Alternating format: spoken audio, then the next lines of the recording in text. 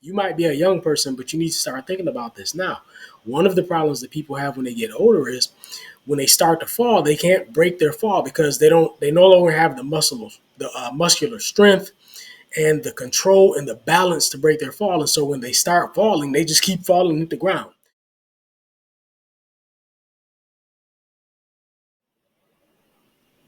Just want to talk to you today very briefly about pace because I see a lot of people in the gym that aren't really thinking much about their pace when they lift.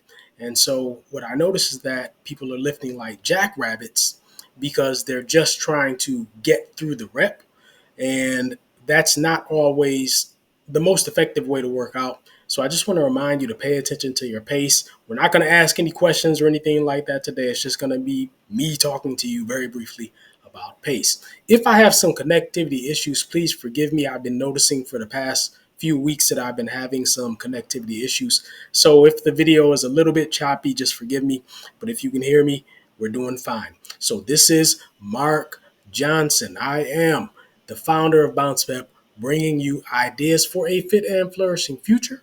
And you know that I'm the youngest son of Bill Johnson. Thank you for being here. Thank you for subscribing. Thank you for considering subscribing. And I hope you go ahead and just do it. So, like I said, this is going to be brief. If you're going to the gym and you're working out, I just want to encourage you, if you're someone who tends to do your reps quickly, slow it down a bit. Slow it down a bit, okay?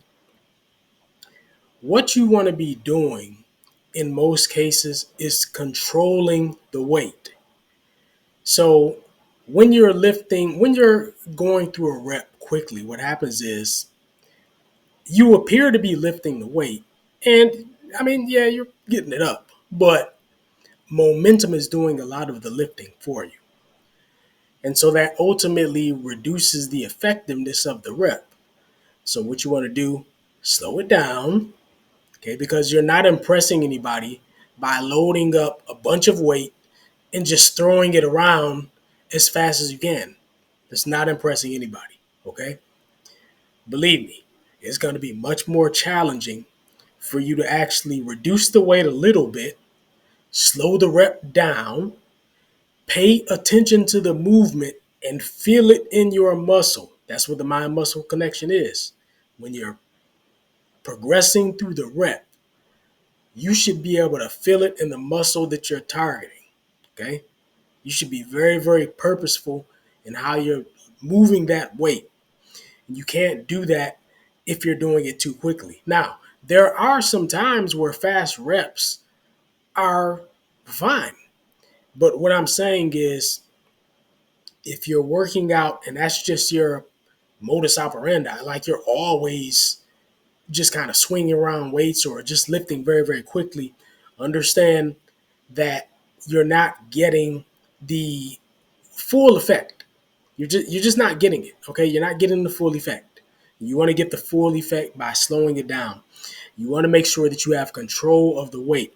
One of the problems that people have when they get older, you might be a young person, but you need to start thinking about this now.